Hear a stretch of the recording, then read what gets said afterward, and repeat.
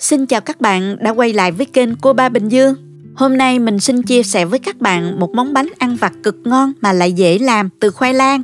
Bên ngoài giòn, bên trong mềm xốp, kéo sợi dẻo dai mà không cần sử dụng chút xíu phô mai nào. Ngon hơn cả bánh khoai mỡ luôn nha. Bảo đảm mấy bạn nhỏ ăn không ngơi luôn. Nào mời các bạn cùng vào bếp làm với mình nha. Chúng ta có thể xem những thành phần nguyên liệu chi tiết, hình ảnh nguyên liệu cụ thể để thực hiện món này ở cuối video, hoặc tham khảo những dụng cụ nhà bếp mình hay sử dụng bên dưới phần mô tả của video. Để làm món bánh này thì mình dùng khoai lang. Ở đây mình có hai loại khoai lang tím và khoai lang vàng. Hai loại khoai này đều có bán trong chợ Mỹ. Loại tím thì cho màu rất đẹp, tuy nhiên không ngọt bằng khoai vàng. Ở Việt Nam thì các bạn rất là dễ tìm rồi phải không? Mình đem gọt vỏ và rửa sạch ha.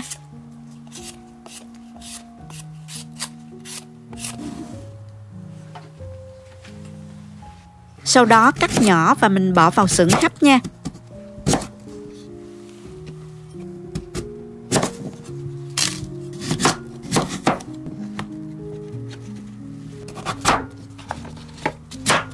Lưu ý mình cho sửng khoai tím nằm ở bên dưới để khi chín khoai không chảy nước, loang màu xuống màu vàng nha. Mình hấp khoảng 15 phút tính từ khi nước sôi. Mình hấp bằng sửng tre nha. Các bạn có loại gì mình dùng đó nha các bạn. Mở ra thử bằng đũa, thấy khoai chín mềm như thế này là được rồi. Mình đem khoai đi tán nhuyễn.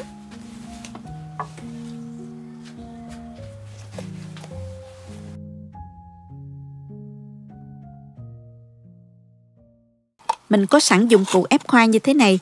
Mình dùng lỗ nhỏ nhất để ép khoai cho được mịn đó. Cho khoai vào mình ép chặt nè, rất nhanh và dễ dàng nè các bạn.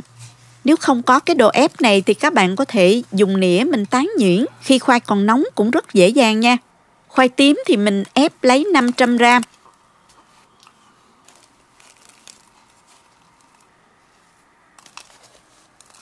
Khoai vàng thì mình ép lấy 1 kg nha. Chia làm 2 để dễ trộn hai màu khác nhau. Khoai lang có nhiều xơ nên nếu bạn nào kỹ, mình có thể lọc một lần nữa qua rây để cho mịn nha các bạn. Tuy nhiên mình thấy như vậy cũng được rồi, ổn rồi. Mỗi phần khoai 500 gram, mình cho vào đây 180 gram đường, trộn đều.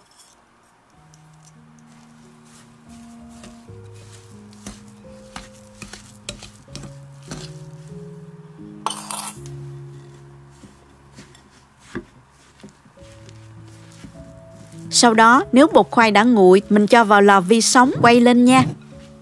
Mình nhào khi khoai còn nóng để bột được dẻo dai hơn nha. Sau đó cho vào đây 250 gram bột năng.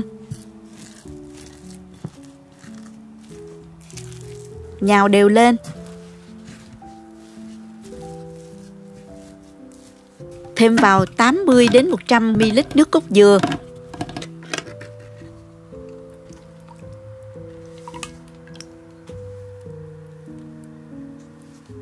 Trộn đều lên thành một khối nha các bạn.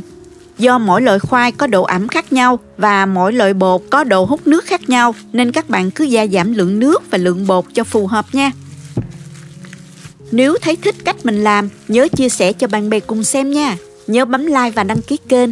Ngoài ra nếu thấy video này thực sự hữu ích, bạn có thể gửi tặng ekip thực hiện một ly cà phê bằng nút Super 10 hình trái tim ngay bên dưới. Đến khi nào bột trở thành một khối mềm mịn, dẻo không dính tay như thế này là được ha.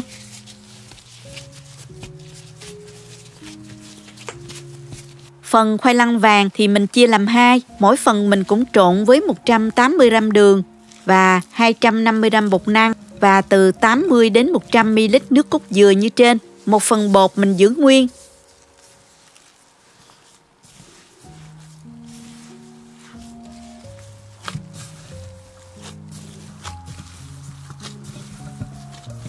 Còn một phần này thì mình cho thêm vào 3 muỗng cà phê bột trà xanh matcha để mình tạo màu xanh nha. Vì thành phần bột khoai nhiều hơn nên mình khó đòi hỏi bột nó quá dai nhưng là mình dùng bột năng không. Nhưng viên khoai sẽ rất là mềm và dẻo để dễ tạo hình.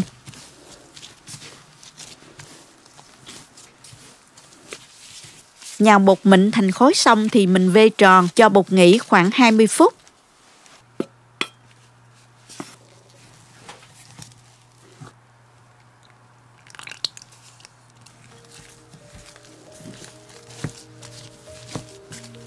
nhớ bọc giấy thực phẩm để bột không bị khô nha các bạn. Sau khi đã để bột nghỉ rồi thì mình lần lượt đi tạo hình từng loại nha. Khoai lang tím thì mình vê thành thanh dài, sau đó chia thành những phần bột đều nhau. Tiếp đến thì mình vo những phần bột đó thành từng viên tròn nhỏ như thế này.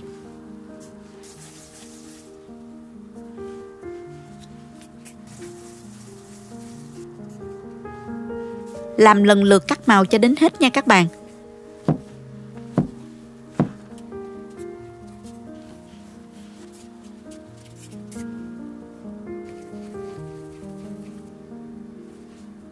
Bây giờ thì mình mang đi chiên nữa là xong nè. Dùng một cái chảo sâu lòng, cho dầu vào chảo nhiều một chút và mình đợi cho dầu nóng. Tiếp theo thì mình cho từng viên bột vào. Tròn tròn nhỏ nhỏ nhiều màu dễ thương quá ha các bạn. Mình chiên ở lửa vừa nha. Lúc đầu mới cho bánh vào thì mình không cần phải đảo. Để cho bánh săn mặt một chút rồi mình mới dùng phới đảo nhẹ cho bánh lăn đều. Trong lúc chiên cũng canh đảo bánh liên tục để bánh được nở đều và chín vàng nha các bạn.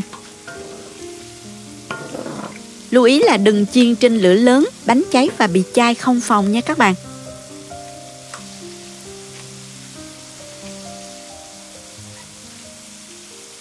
Bánh vàng như thế này là được rồi, mình vớt bánh ra cho lên giấy thấm dầu nha.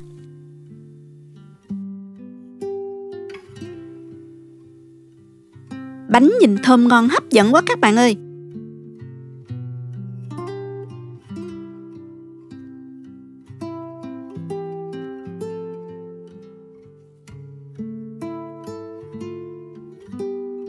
Bên ngoài giòn, bên trong mở ra có cấu trúc mềm xốp, đủ dai để kéo sợi được nè các bạn. Mùi thơm của khoai lang và vị ngọt nhẹ rất ngon miệng. Theo mình ăn thích hơn cả bánh khoai mỡ luôn. Cũng lâu bị chai cứng hơn nữa. Rất là dễ ăn nên các bạn nhỏ chắc chắn sẽ thích mê. Chúc các bạn làm thành công nhé. Cảm ơn các bạn đã theo dõi video. Nếu thích cách mình chia sẻ, nhớ gửi cho bạn bè cùng xem. Bấm like và đăng ký kênh để xem nhiều món ăn mới của mình. Nếu thấy video thực sự hữu ích, bạn có thể gửi tặng ekip thực hiện một ly cà phê bằng nút Super Thanks hình trái tim ngay bên dưới video. Các bạn cũng có thể truy cập website cobabình-dương.com để xem công thức nấu ăn dưới dạng bài viết.